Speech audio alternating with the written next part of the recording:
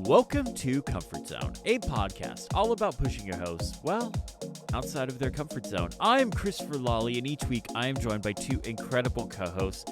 But this week, unfortunately, one of our co-hosts is moving, so I'm only joined by one co-host, and that co-host is Matt Birchler. Hello, it's me Matt, again. you are not currently moving, are you? I'm not currently moving. I hope to not have to move for a very long time. I am in that same boat. I think I might have one more move left, but I'm like, I did 2 moves in under 2 years. I'm good. But Neeleon is moving this week. So what this means is we said we would do episode 100 together. So this is not episode 100. This is episode 101. So nobody's allowed to congratulate us on it being episode 100. Oh no, Chris, I had my air horn all ready to go. I was ready to celebrate episode 100. You have to save it for a week because we can't do episode 100 without Neeleon. Okay, well, if I can't use the air horn... Oh yeah, we're a classy show now. Oh my god, I love it so much. Oh, okay. Yes, so we're not doing episode 100 this week because I just don't feel it's right to do it without Neeleon. So this is episode 101, though in the CMS it'll probably say episode 100 because I don't know how to mess with all that. It is going to break everything, so the CMS will say 100, but we all know it's a lie. Every Comfort Zone listener knows this is a lie. Episode 101. Episode title 101. This is the way. Really going to throw off the whole YouTube stuff, like the playlist. Like it's going to really mess up some stuff. But that's okay. Last week I wasn't here because I was getting my puppy. Stay to the end of the show and maybe click over to the video version. Or there'll be a link to her Instagram in the description if I remember to get Matt that link. Reminder, yes, because my puppy has an Instagram account. She also has a TikTok account, but Danielle is actually the one managing all this, not me. Anyways, that's all besides the point. I'm sorry. I have not slept much. It's like having a child. But I was laughing my ass off editing last week's episode, especially when I got to the challenge part. Both of you guys did an excellent job. And thank you to both of you for covering for me while I was out. But the challenge was fantastic. Neeleon could have used a bit more task managers. And Matt, I do feel you could have covered that display a bit more. I do feel there was a lot of real estate left. I agree. I thought it was going to be higher. My 3D printer only prints so tall. It was a limit. It's now in the garbage for what it's worth. It was Thank you. Not suitable. The 3D printer is in the garbage. You're getting a bigger 3D printer so you can. Don't worry about that. No, you clearly need to get a bigger 3D printer so you can print bigger things. Oh. I'm trying to help you here, Matt. Okay, you're right. Well, when we do this challenge again in 100 episodes, I'll get a bigger printer. That's my guarantee. There you go. But yeah, no, it was a great episode. If you haven't listened, go listen to it because I was laughing and I got some good tips out of it from your guys' main topics. I also appreciated your rant on the reviewers of the Logitech MX Master Mouse, and how I still have my 3S and I took the 4 and I put them like I was jumping back and forth. I couldn't really tell much of a difference, but Okay. I guess that's just me. I could tell the difference in the materials, not the shape. Mm-hmm. Okay, fair enough. I have a tiny topic that is just one little thing. In the early days of the show, I didn't understand the rules. I brought a tea kettle, and I was told that's not tech. I mean, I think we actually came around and said if it plugs in, it's tech. If it has power, it's tech. Okay. Well, I just wanted to say, I have a new piece of not really tech, but it feels kind of techy thing in my life. And I almost brought it as my topic this week because I'm actually really impressed with it. I almost brought a garbage can. What? How? So maybe I'll talk about this more at some point. But I got a Simple Human garbage can, which I think is a meme, is like... I feel like the impression is these are like $400 garbage cans that use proprietary bags. That is not necessarily the case. They do have very expensive ones, but those are for like big garbage cans. But you can get like a normal garbage can. I got mine for a little under $100, which is a lot, but it is nice. And again, it's not my topic. We're talking tiny topics, but it is one of those things where I thought it would be so stupid. And then I got one, and there's so many little things it does well that make me appreciate it. I was like, oh, I'll get one, but I'll keep getting the grocery store bags. And then I used it. I'm like, oh, this is really clever. This is really nice. And oh yeah, on Amazon, they have generic versions that are even cheaper than the Target bags I've been using. So I just wanted to say, Simple Human, not as expensive as you think, and actually way better design products than I expected for garbage cans. Matt, you've joined another cult. Like, I'm looking at this thing, and I'm looking at the one. Okay, so the typical kitchen 55-liter trash can, garbage can, is $200. That's big. That's bigger. Now us Americans are going to get confused because we're used to 13 gallons and not liters. So the conversions are weird. So what you're looking at is slightly bigger. I got a slightly smaller one, and it was much cheaper. Also, I did get mine from a container store that is either going out of business or is just doing some sort of weird clearance thing. And so everything was on sale. So I got it for a little less than whatever it's listed. I'll put a link to the one I have. It's great. I thought it was going to be the stupidest thing in the world, and I changed my mind. I fully know I'm going to have to get a garbage can with a proper closed lid and soon, because Riley, and she is going to try and get into the garbage. So maybe, I don't know. This does seem like the kind of thing I would buy. Does it plug in? Is this tech? It doesn't plug in, but it does run on a few AA batteries. Interesting. What does it do that it's the power? Why? There's a sensor, and you can get a foot if you don't want the sensor one that like just opens when you are close to it. You can just get the foot one, and that's even cheaper. Oh, okay. Okay. So cool. Entry to the cult, much cheaper than you might expect. I appreciate a good cult that has a budget friendly entry. Yeah. And it has some really cool stuff. There's air holes in the bottom, so it doesn't get like all like fluffed with air. It has a little. Here's the cool thing. This is getting less tiny, but it's fine. The garbage bags, they are in like a little like Kleenex box almost sort of thing. They stick in the back on the back side of the can. So when you take out one bag, it's already in there, and it's like a tissue box. You just pull it out, and you just pull it up, and it slides across. And it's perfect, and it's just in there. It's great. That's genius. Matt, you just made me spend money. Damn it, Matt. Link in the description. Not an affiliate link, of course. All right. No, use an affiliate link. Get that bag. See what I did there?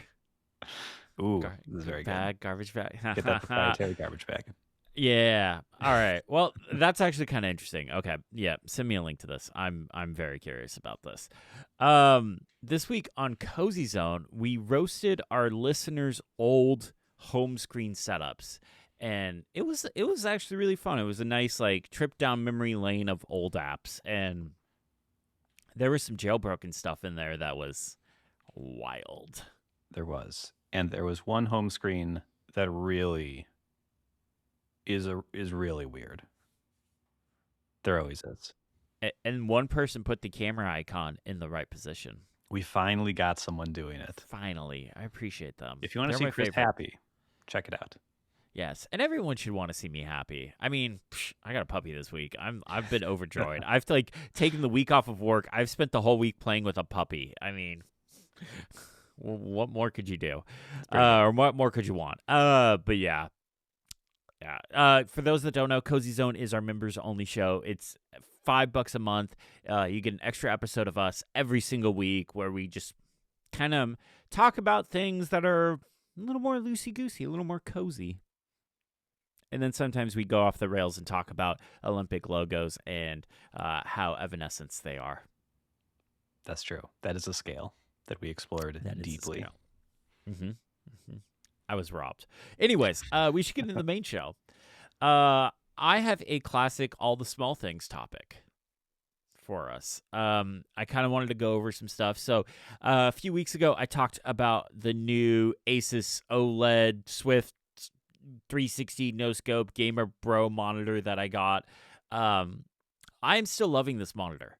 I absolutely like it. Is I'm very impressed with this monitor.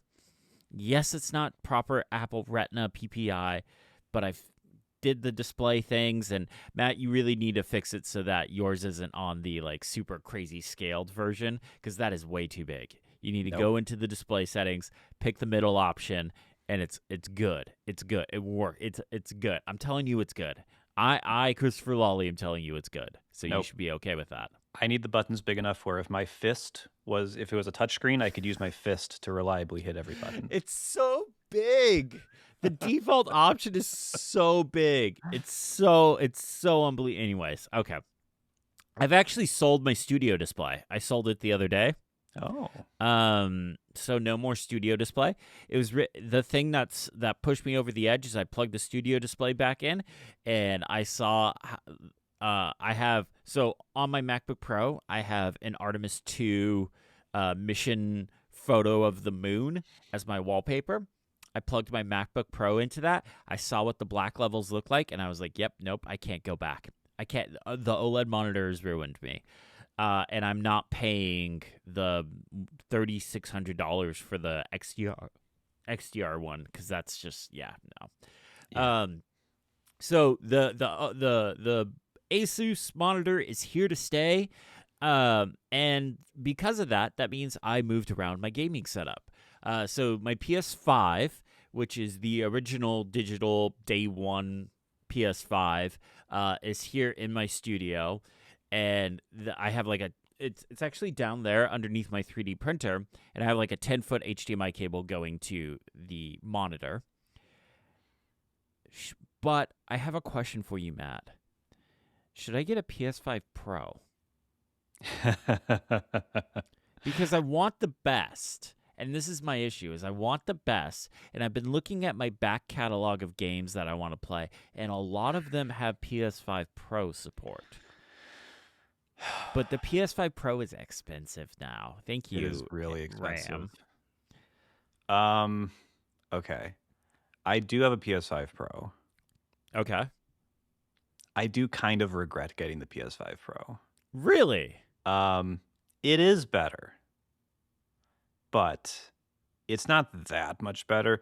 I guess the math would be different, I guess, if I didn't have a gaming PC as well. The problem for me is that it's better than a PS5, but like the PC is still way better. So it's not like the best way to play games.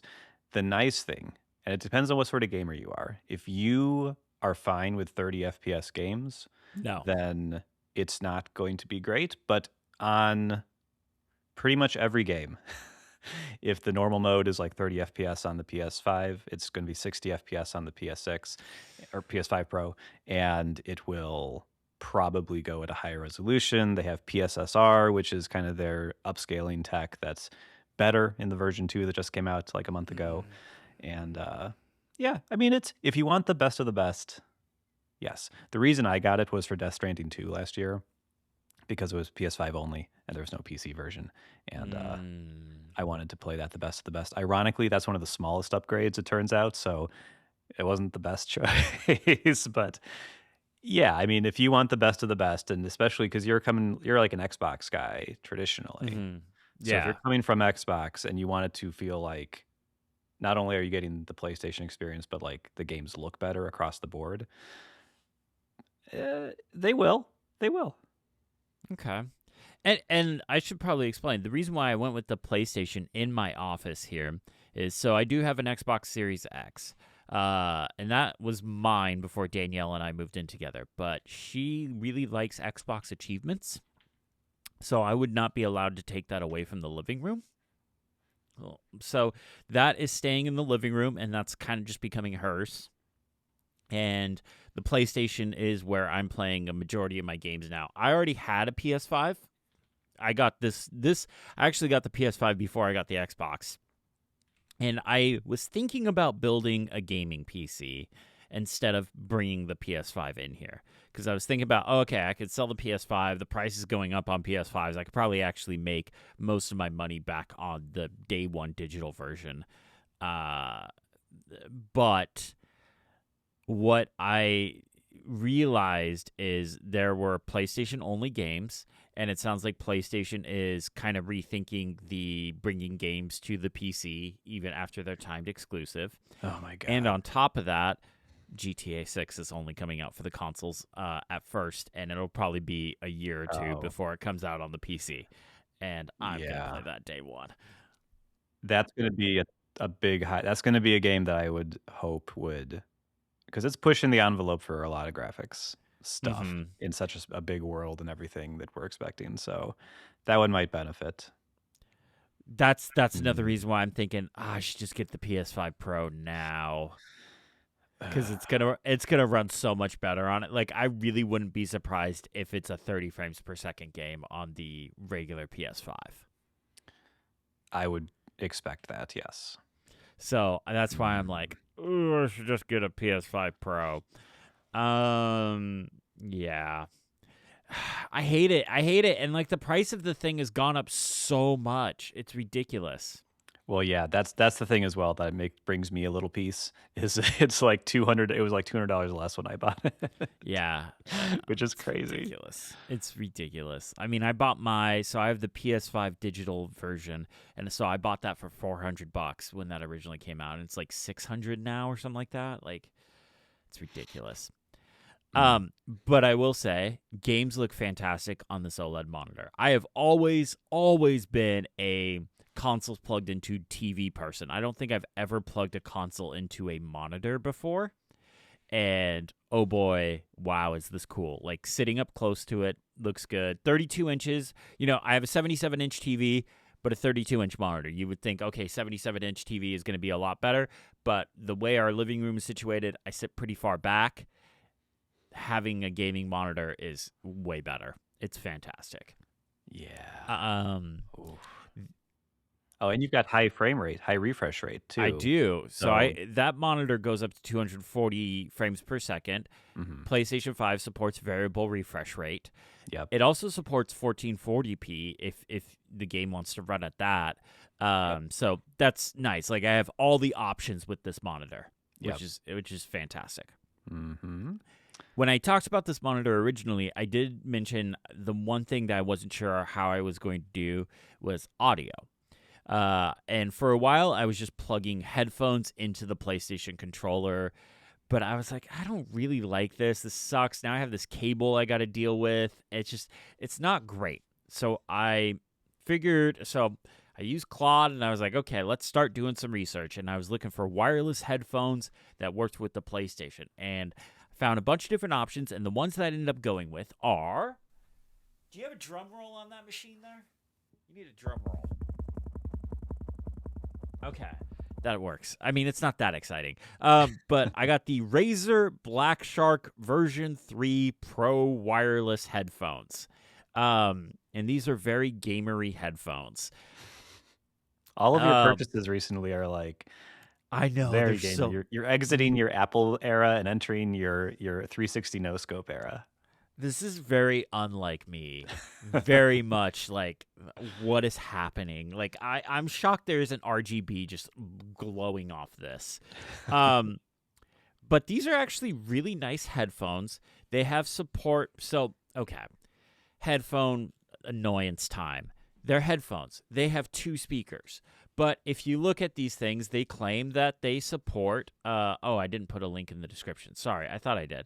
But if you look at these things, they claim they do Dolby Surround Sound 7.1, but that's not possible because they don't have 7 speakers in a subwoofer. But they emulate 7.1 surround sound.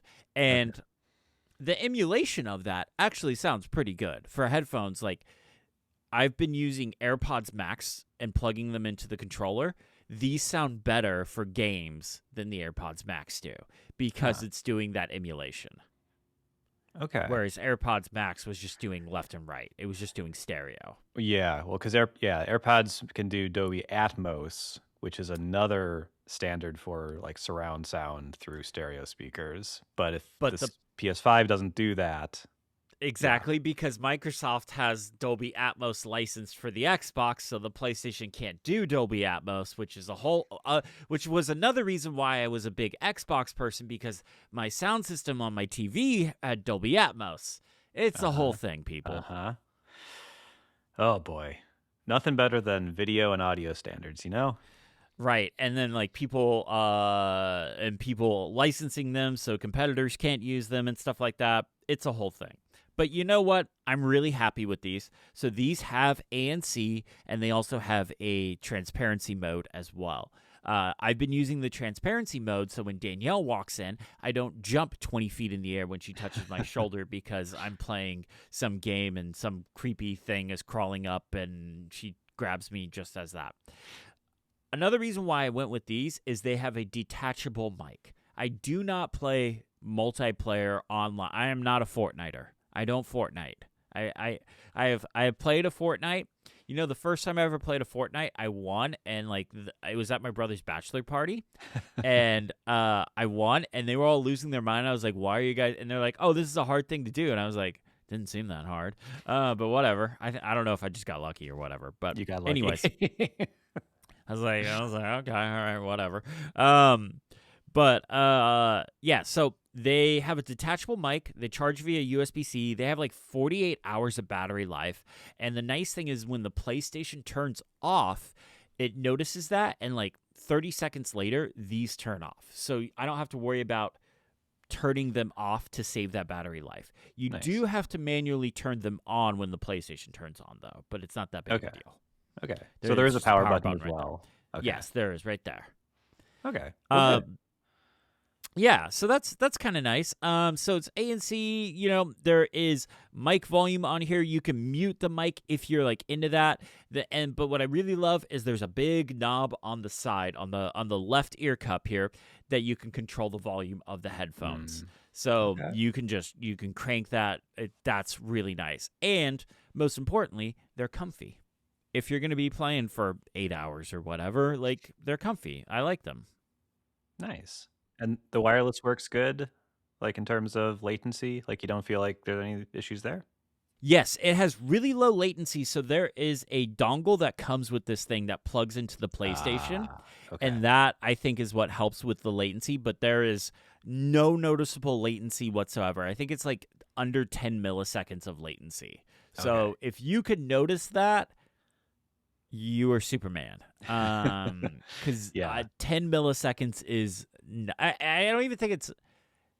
it may not even be that. I'm sorry. I should have wrote that down. But it is no noticeable latency whatsoever. Like, I've been playing Starfield lately, and I shoot a gun in Starfield. It sounds of gunshot. So,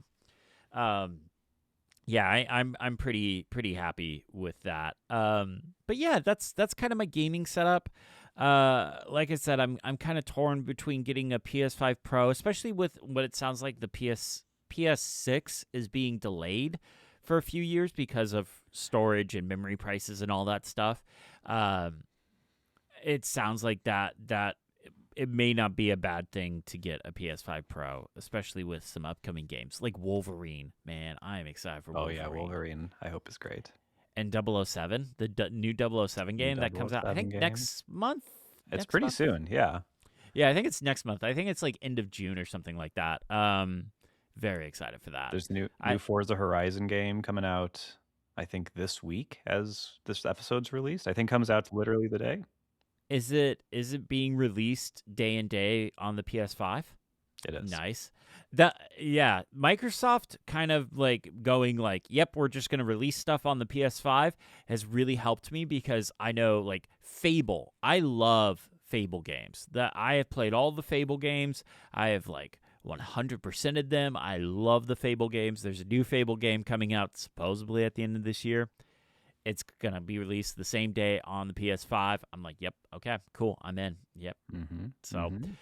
Yeah, so that's kind of my gaming setup. The one other thing I wanted to mention is I 3D printed an ergonomic stand for the Magic Trackpad. Link will be in the show notes.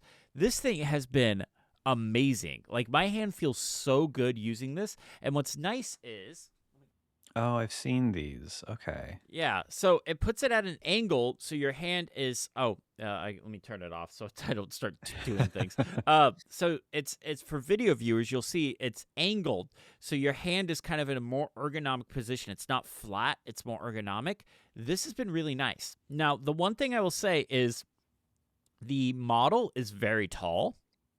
So what I did is I shrunk the y-axis by 70%. And that really seemed to help. But if you're somebody that has a 3D printer or access to a 3D printer and uses a Magic Trackpad, highly recommend printing one of these. It's made using the Magic Trackpad a lot better. Wait, it angles it to the side. Yes, it angles it to the side, so your hand's kind of like that. Oh, okay. Yeah, so it's because that's the way, like ergonomically, that's the way that your hand goes. Like, so here you should be able to see my desk. I will make me the full screen person right here. Yeah. So you can see right here, it's kind of angled up, so that way, like it's kind of where your hand just naturally goes. And it didn't take that long to get used to it. It was pretty quick, and now it feels weird to use it without it. Okay. Nice. Yeah, I thought it was like a trick of the camera or something at first. I was like, why is it angled that way? Nope. Okay. That's because that's like the ergonomic position that you should be using it at, but Apple wants everything to be flat, and this doesn't feel good anymore. Like that actually hurts my wrists. Like this feels much better. Well, what you need to do now, you need to try out there. You know how there's like those vertical mice where like you like hold them like a handshake. That's what you should get your Magic Trackpad set up like that.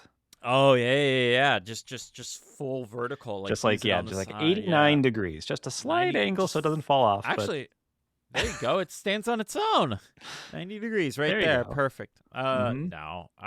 You could put like you don't even need to print anything. You could just get like a little Velcro like strap so it like sticks to your hand, and then your thumb is doing whatever it needs to do. Yeah. Cut this. This is our $1 billion idea. Don't tell anyone else about it. No one is allowed to steal this TM patent pending comfort zone. Yeah. Anyways, just an idea.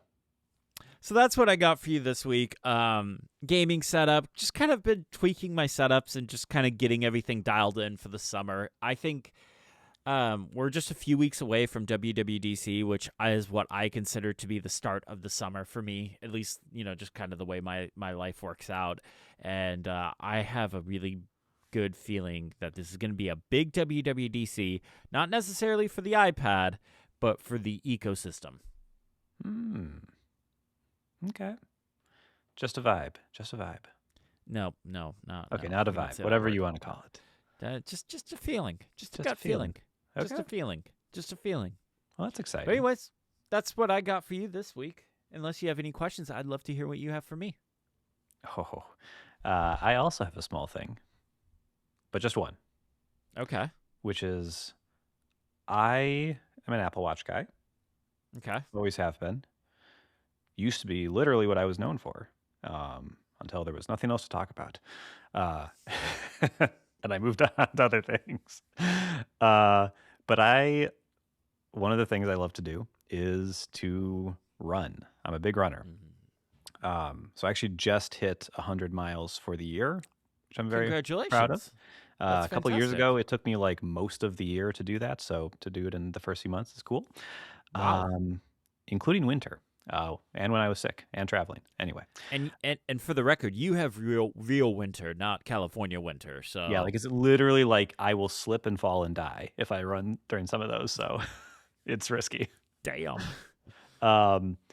But I have always used Apple's workouts to track my runs, and it works fine. There are some things I need the best of the best. Calendars, I need something that's awesome.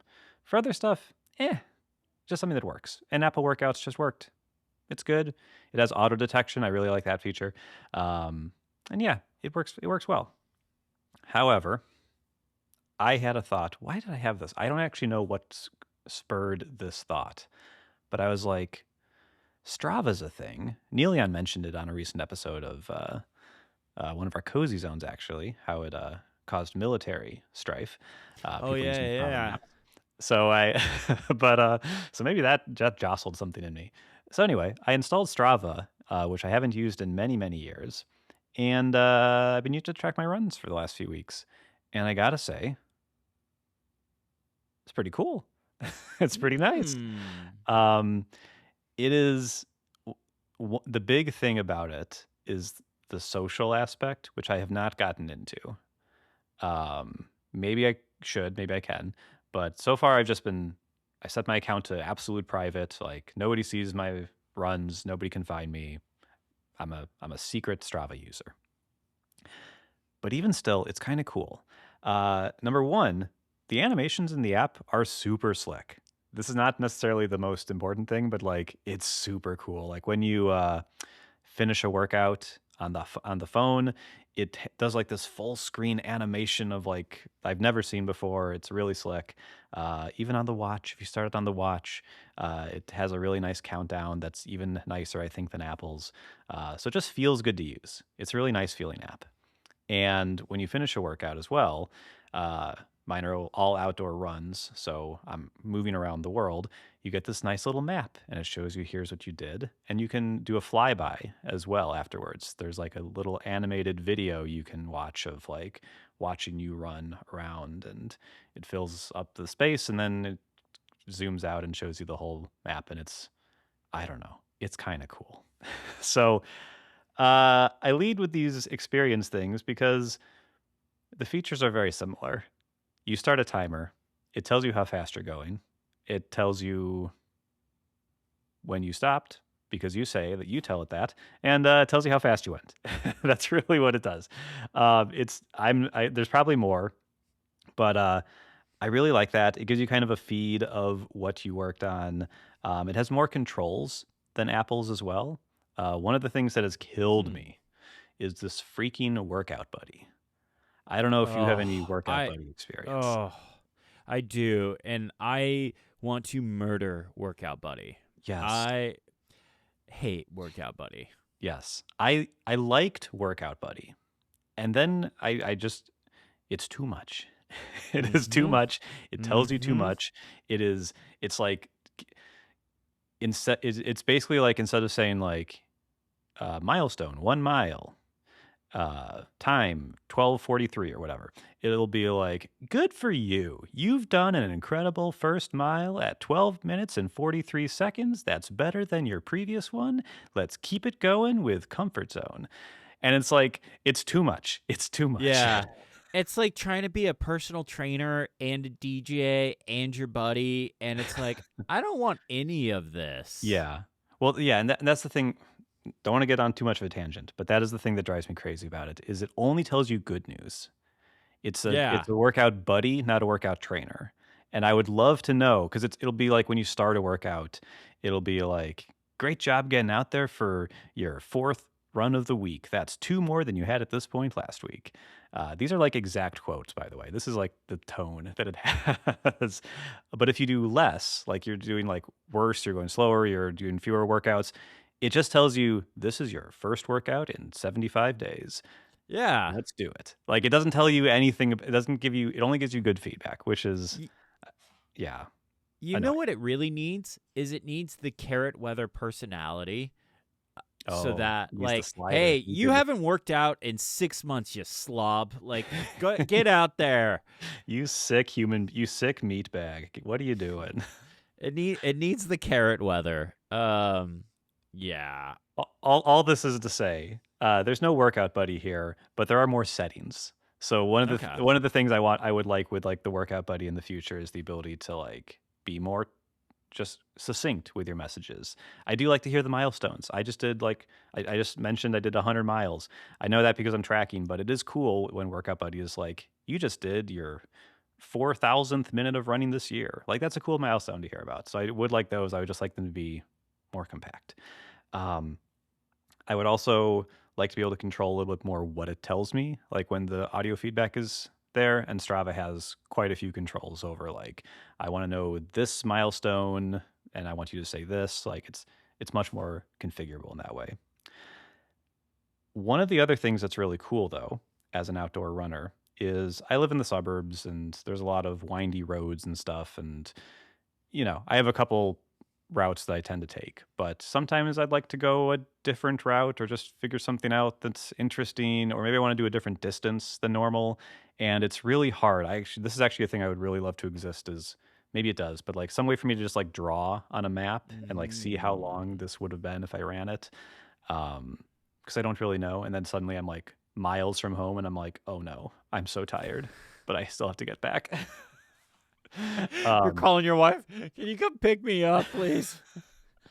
and so one of the cool things about Strava is because so many people use it, um, there are in your area, assuming there's literally anyone else in your area who's using Strava, they can create routes based on Mm. different distances. So you can just find a route that someone else has made. And they also have this ability to generate routes for you. So I could just say, I'm going to start my run here. I'd like to end my run here. And I'd like to run for 3 miles.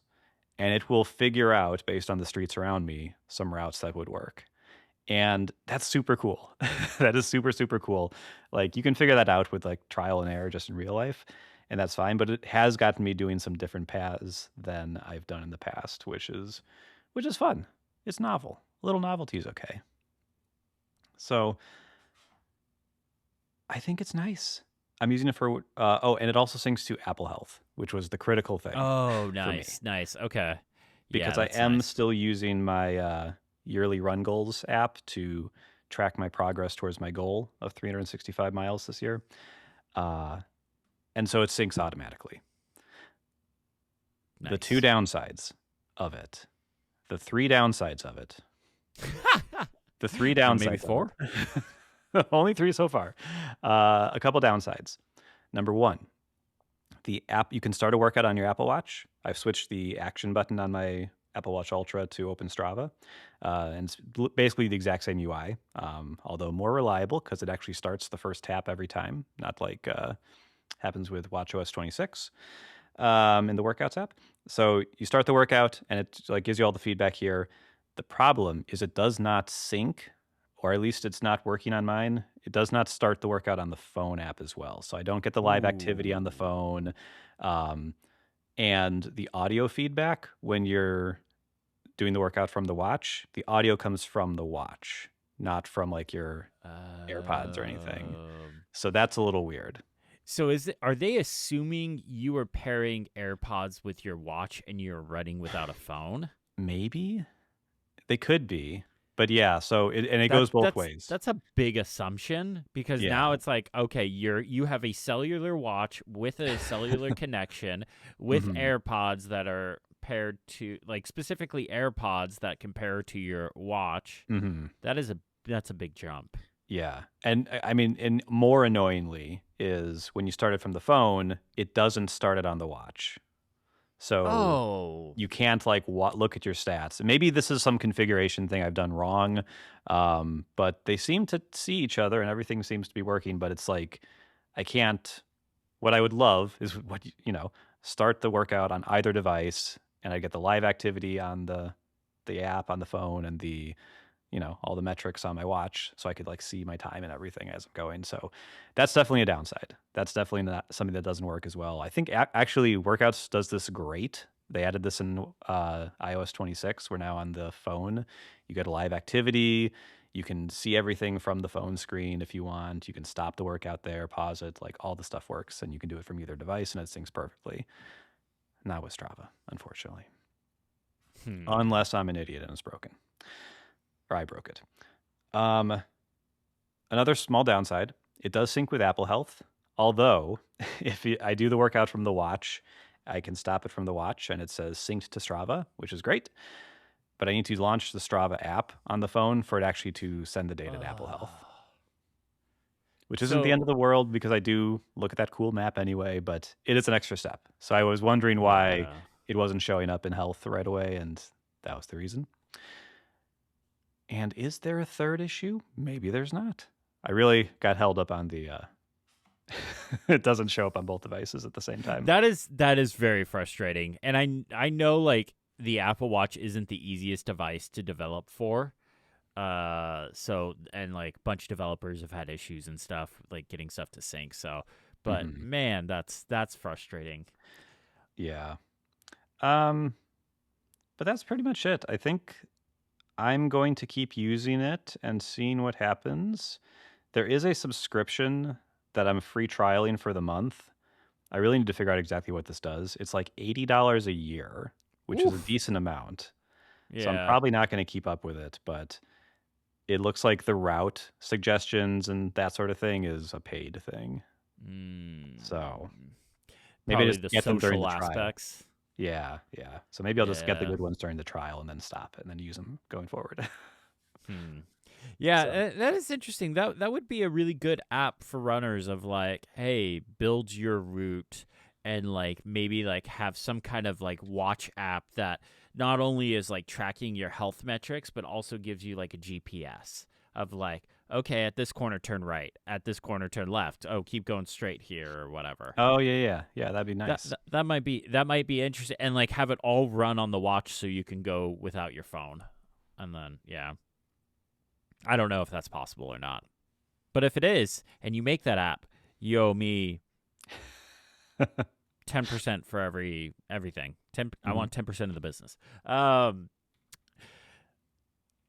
did you see the new Fitbit that was announced at the time of recording yesterday? I think it was yesterday. I did see that they announced something. So it is basically the fitness tracker we've all been asking for from Apple, where it is just a band. There is no screen on it whatsoever, and it just Okay. syncs to your phone.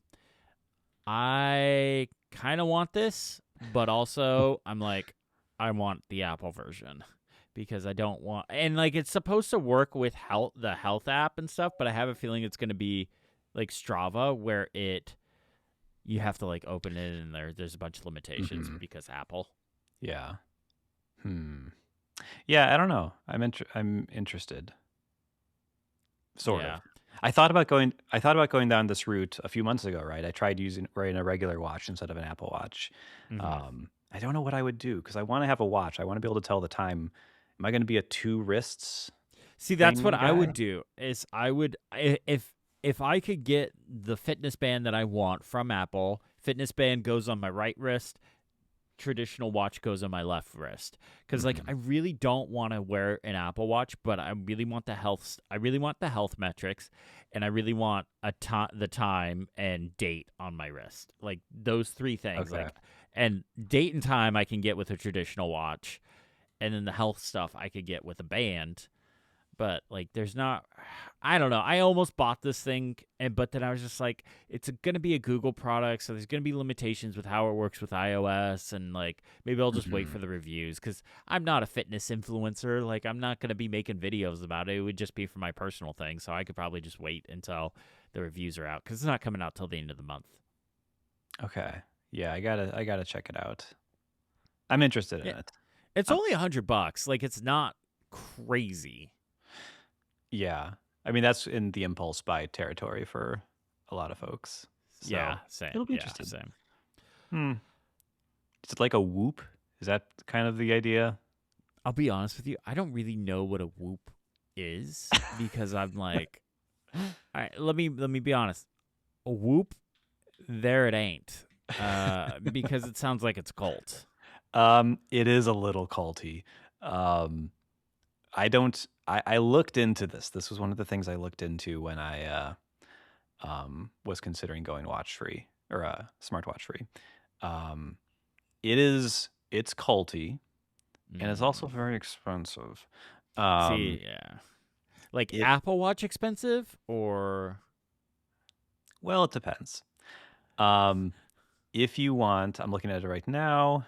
Basically, they're like it is mandatory subscription. I think the product is relatively oh, cheap, and then it's about $300 a year for oh yeah, to that's keep too using it. much.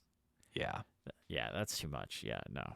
For that I would I'm considering I'm like, okay, what if I just set up the Apple Watch so that I don't get any notifications. I, have a very simple like home screen and stuff like that, but or watch face. But I'm just like it feels like overkill. I don't know. Yeah. I'm not sure what to do. But I'm not currently happy with the Apple Watch as it is. I feel like it's more of a distraction and a hindrance than it is a tool to help me. Yeah. Um, Turn off the notifications and see what happens. so I've done this experiment before, and this was years ago, so maybe it's been fixed. But I turned off notifications, and all of a sudden I wasn't getting like when I would get a text message, my phone wouldn't ring or buzz, like vibrate, like it wouldn't do anything. Oh, Like it you was would want expecting. interesting. Okay. Like I would still want that. Like I would want the notifications to like Hmm. if my wrist isn't gonna buzz when I get a text message, my phone needs to buzz. Okay. And I've done this before, and I've turned off notifications, and like I would get messages and nothing would happen. Gotcha. Okay, that makes some sense. Yeah, like if I get a phone call, my phone needs to still vibrate it. My all the sounds are off on my phone, but like my phone, like if I get a phone call, my phone needs to vibrate. Okay, And it I wasn't gotcha. doing that. So yeah. Okay, I have no idea how that works these days. Yeah, I don't need. I could play around with it. It's just something like it just seems like a lot of work to turn all that stuff off. And if it doesn't work, I'm like, okay, now I gotta undo it all. And yeah, Hmm. I'm just being lazy. Okay. Did you see Mr. Mobile, Michael Fisher, posted a video with a few of his small things? And he has a band that's supposed to be for habit tracking, and it gives you an little electric shock, or a relatively significant electric shock if you do something you're not supposed to do. I have seen those before, and I've thought about doing that for like eating healthy, but I don't know. I don't know how that's like gets set up and stuff like that. But I think yeah, you I have to don't really want to. literally like hit a button on it, and then a few seconds later it shocks you. So you have to like tell it to do it to you. Yeah, I don't think I would. I don't think I would purposefully do that. Like if I go in and grab ice cream, I'm not gonna be like, okay, shock me. I'm just gonna be like, okay, I'm getting away with it, and don't shock me. Yeah, no, Fair enough. I would. Yeah, no. Okay, I so also that's don't electrocute yourself. don't do it. Don't let Don't tech do it. companies electrocute you. Don't do it. Yeah. Anyways, we should get to our challenge. Yeah, it was your challenge this week. Yeah, it was. It was a weird one because it made me get out of my comfort zone. And Ooh.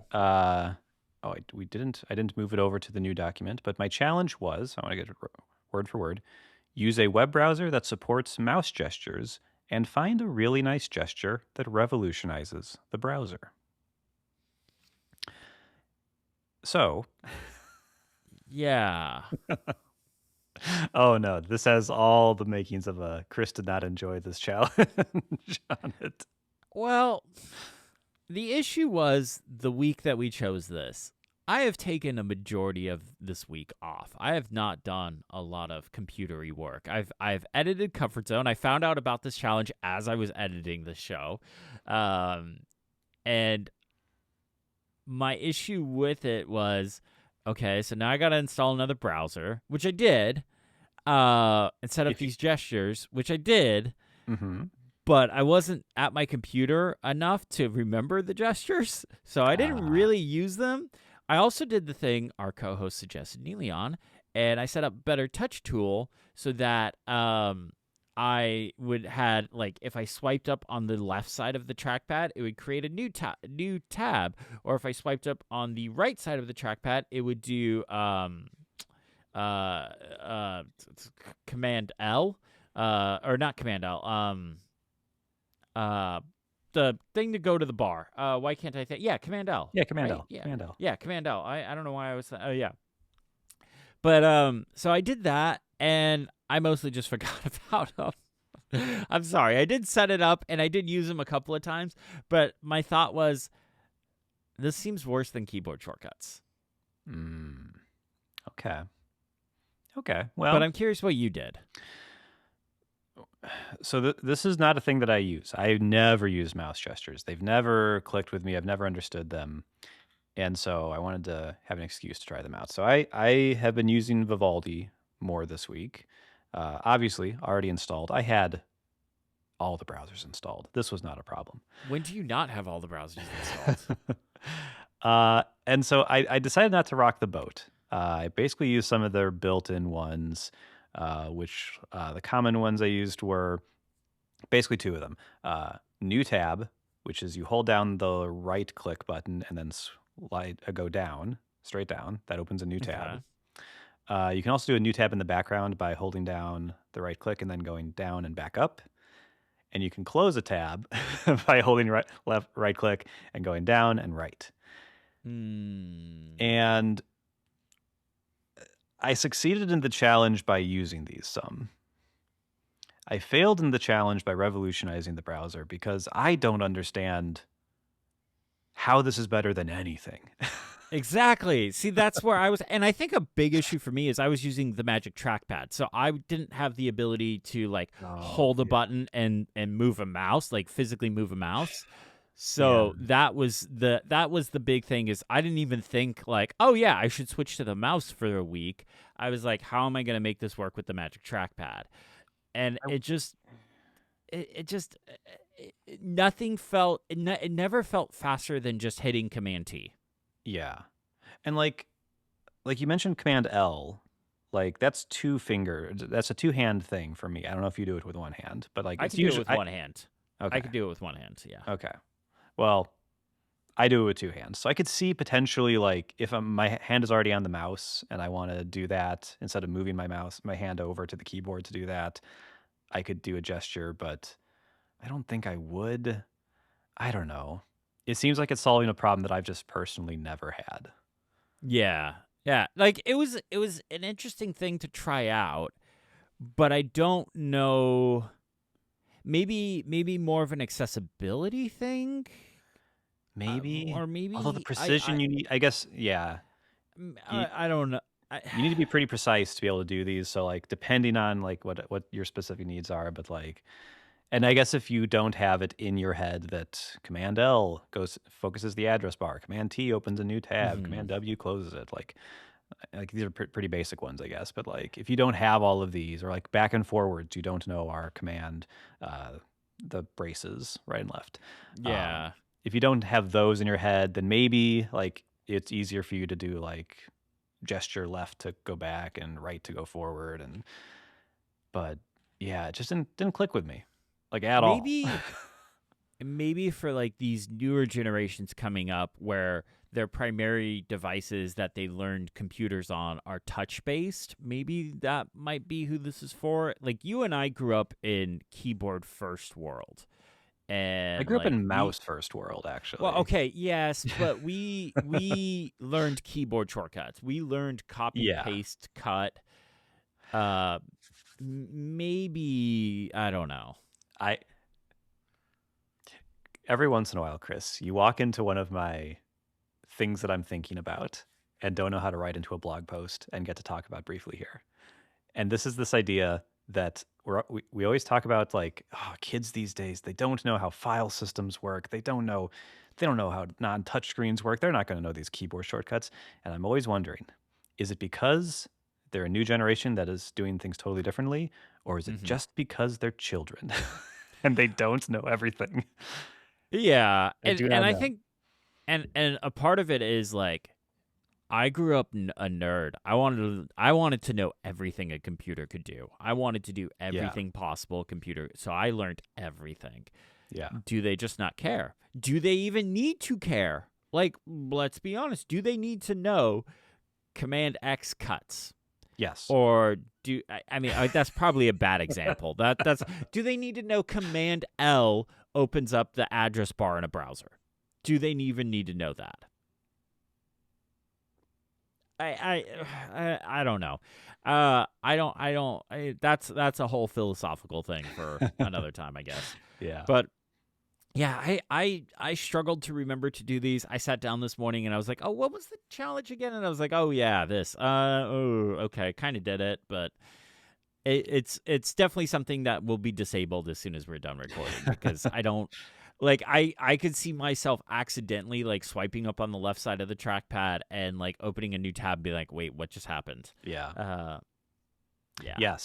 Yes, this has happened to me with keyboard text expansion things. I set up like a weird text expansion thing that I forgot about and wasn't in the normal text expansion app that I used. So like every once in a while I'd type something out and something weird would happen. I'd be like, "What just happened?" My And I lived like this for weeks until I figured it out. my favorite was before I learned Markdown, I set up a text thing that said two ampersand signs next to each other would autofill my phone number. And then I started getting into Markdown, and I'm like, wait, why does every time I go to do an H2, it's inserting my phone number? It was something like that for me too. I was like, Yeah. why? Why is it doing this? Yeah. I have something else set up for it now, but yeah, it was interesting, but I don't think I will stick with this. Yeah. I mean, listen, that's the point of comfort zone. You Yep, try something out. we tried it. The point isn't to always find something new to constantly use, but it's to try something, and sometimes it works, sometimes it doesn't. Yeah. And I let us mean, know. Give us some feedback. Are you using mouse gestures? Are we crazy? Is there something we should be doing that we yeah. didn't do? Did we miss the point? It's Like, possible. yeah, we could have missed the point, and maybe that's the thing. But yeah. So it's my challenge for next week, and you don't really actually have to really do anything during the week for my challenge. The ideal challenge. It's kind of it's not really an ideal challenge, or it's a concept. It's to help Chris switch to Dia. I finally done it, Matt. I'm finally like, okay, I get it. I see. I want my tabs on the side. I don't think Safari is going to give it to me. And I think Dia is a very interesting browser. You guys were talking about it last week on the show, and I was like, I haven't checked it out in a minute. Let's check it out. And you can disable a lot of the crap on here, and it's basically Arc now. Like, it's kind of basically Arc, right? It's Arc with some more stuff and some slightly different things, but it feels very much as if they'd kept working on Arc and just made it better. Yep, that's what it feels like. Which I don't know why. Whatever. Anyways, but I have a few things that I would like you to think about. And Neleon, if you're listening or just looking at the doc, whatever. But here's some stuff that I need from you guys to help me switch to Dia. And basically, I'm putting all my homework off on you. Is what I'm doing this week. Right. I need a password manager that works with Dia and probably Safari, and the ability to move from the passwords apps to whatever this is. I need to know, what do I do about the iPhone and iPad? I need to know, what extensions do I need? What settings I need to change? How long is Dia sunset, and how long until Dia is sunset and I am back on Safari? Okay. The icon is literally the sun setting, so you know. I noticed that. It doesn't use a full squircle, but it is better than the Safari icon. Okay. But most importantly, Matt, this one is specifically for you, because I know Dia is a Chromium browser. Will this kill my battery life? It will not kill your battery life. It will be fine. I'm running three Chromium browsers simultaneously right now. My battery life is excellent. Everybody needs to just stop living like it's 2012. I mostly just wanted to trigger Matt there. I know. I've read his report. Chrome is not the battery killer it used to be. If anyone can give me literally any data showing that it does, I will be open to it, but nobody has data. They only have vibes from 10 years ago. And as we've pointed out, we hate vibes. It's not a real thing. Some of us love vibes. This is not the vibes from 10. Podcast. Not if you're recycling vibes from 10 years ago to prove battery tests. Yes, you actually have to do battery tests, people. But anyways, okay. Well, that's my challenge for the week. This is a fun challenge. Yeah. Now I do have an end of the show question for you, but I have to go get it. Can you hold on for like 2 minutes, and we'll cut this from the show? Sure. Okay. All right. Put in some hold music here, editor Chris. Browser Podcast. The Browser Podcast.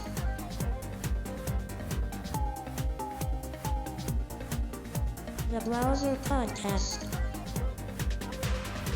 Hosted by Matt Bursler and Ilya. Oh God, he's still not back. So my end of the show question for you is, how adorable is this puppy? Oh boy. On a scale of 1 to 10, we're looking at an 11. Aw, Riley, you got an 11. If you're not watching the video version, you really should be.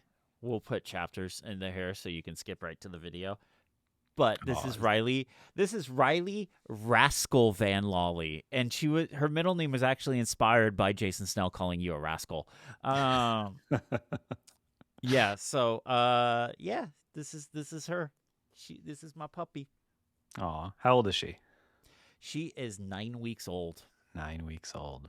Oh boy. And she's a big girl. She's already 17 pounds. Yeah, she's gotten bigger since last picture I saw. Since we've picked her up, she's probably 20 to 30% bigger than when we picked her up. So yeah, she's a big girl. Do you know how big she's gonna get? Her probably around 70 to 80 pounds. Ooh. Yeah, so we're trying to not carry her around because it's already hurting both of our backs. Okay. Yeah. But anyways, this is Riley. Link to her Instagram account in the show notes. Go follow her. Danielle manages most of it. I've done very little with it because I don't really want to manage more stuff. Oh, she's interested. What is she again? What breed? She's golden retriever. Just a golden retriever. Okay. It's the European line, so she is basically white. Like she has like these brown racing stripes. Okay. Oh boy. Well, this is going to be a enormous part of your life now, and your camera roll's going to fill up. You're going to be like, I need the absolute best camera. You're going to become that Leica guy. I'm going to be a Leica guy. I've already started doing the research. I've already started it. I literally have tabs open right now with Leica's webpage. But yeah, all right. Well, thank you all so much for listening. Have a great day. Bye.